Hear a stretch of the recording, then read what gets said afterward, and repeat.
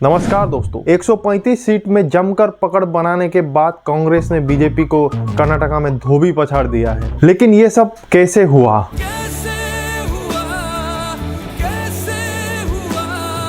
कांग्रेस ने कर्नाटका में किन किन कारणों से जीता है या किन किन गलतियों की वजह से बीजेपी की कर्नाटका में हार हुई है? कांग्रेस ने ग्राउंड लेवल में जाके लोगों के बीच मुद्दे उठाए, जैसे कि करप्शन और बढ़ती महंगाई, वो इशू जो सब पे बीत रही थी और सब पे असर पड़ रहा था, और वो भी इलेक्शन के टाइम पे नहीं बल्कि महीनों पहले से कांग्रेस कर्नाटका में कैंपेन कर रही थी। हिंदू मुस्लिम पॉलिटिक्स हर जगह काम नहीं करते हैं, स्पेशली इन साउदर्न स्टेट जहाँ पे वेलफेयर और डेवलपमेंट ज्यादा जरूरी है। लगता है यूपी और गुजरात के जैसे कर्नाटका के हिंदू खतरे में नहीं है। सीटी रवि, जिन्होंने हलाल और इकोनॉमिक जिहाद जैसे मुद्दे उठाए थे, वो भी हार गए चिकमंगलुरु में। बीसी नागेश, जिन्होंने हिजाब का मुद्दा उठाया था और हिजाब पे बैन भी लगाया था, 17,000 सीटों से वो भी हार गए। लगता है कर्नाटका के स्टेट में लोकल इशू को पहले रखना पड़ेगा, हर जगह मोदी का जादू नहीं चलेगा।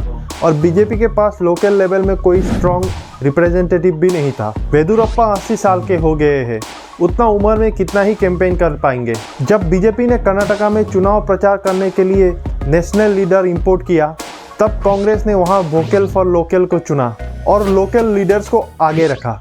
अब इससे ये तो समझ में आ रहा है कि बीजेपी को हराया तो जा सकता है, बस अपोजिशन के पास स्ट्रॉन्ग पॉजिटिव एजेंडा होना चाहिए। और अगर आपको याद होगा तो ठीक इलेक्शन से पहले नंदिनी और अमूल का कंट्रोवर्सी हुआ था, जहां पे अमूल ने ट्वीट किया था कि वो लोग बेंगलोर आ रहे हैं। तो इस कंट्रोवर्सी को भी कांग्रेस ने अपने पक्ष में इस्तेमाल किया। कांग्रेस के बहुत सारे नेताओं ने नंदिनी को सपोर्ट दिया, जगह जगह जाके नंदिनी के डायरी प्रोडक्ट्स खरीदे। यहाँ तक कि राहुल गांधी ने भी नंदिनी को सपोर्ट किया और उन्होंने भी नंदिनी का डायरी प्रोडक्ट्स खरीदे। कांग्रेस ने इस कंट्रोवर्सी को अपने पक्ष में ले लिया और बीजेपी यहाँ भी फंस गया।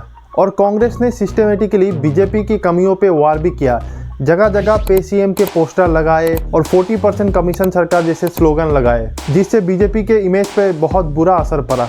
भले ही राहुल गांधी के भारत जोड़ो यात्रा को इंडियन मेन स्ट्रीम मीडिया में कवरेज नहीं मिला हो, लेकिन ये काफ़ी लोगों को कर्नाटका में इन्फ्लुएंस कर चुका था। राहुल गांधी की भारत जोड़ो यात्रा कर्नाटका में जिस जिस जगह से निकली, वहाँ पे मेजोरिटी सीट्स कांग्रेस को ही मिला। कांग्रेस ने ग्राउंड लेवल से अपनी ट्रेडिशनल तरीके से कैंपेन किया, लोगों के बीच जाके मुद्दे उठाए और 5 गारंटी दी। पहली गारंटी है गृह लक्ष्मी, घर की महिला हेड को मंथली 2,000 रुपया। दूसरी गारंटी है गृह ज्योति, 200 यूनिट की फ्री बिजली हर घर में। तीसरा अन्ना भाग्य, 10 केजी राइस पर person per month for BPL families. चौथा युवा निधि, मंथली 3,000 रुपया फॉर अनएम्प्लॉयड ग्रेजुएट एंड 1,500 रुपया फॉर अनएम्प्लॉयड डिप्लोमा होल्डर। और पांचवा था उचित प्रयाण स्कीम, महिलाओं को पूरे स्टेट में फ्री बस सर्विस। और इससे जनता के बीच में थोड़ा विश्वास पैदा हो गया, ये सोच के कि चलो इनके पास कुछ प्लान तो है, कुछ रोड मैप ऑफ डेवलपमेंट तो है। अगर आपको कोई और कारण पता है तो कमेंट में जरूर बताइएगा।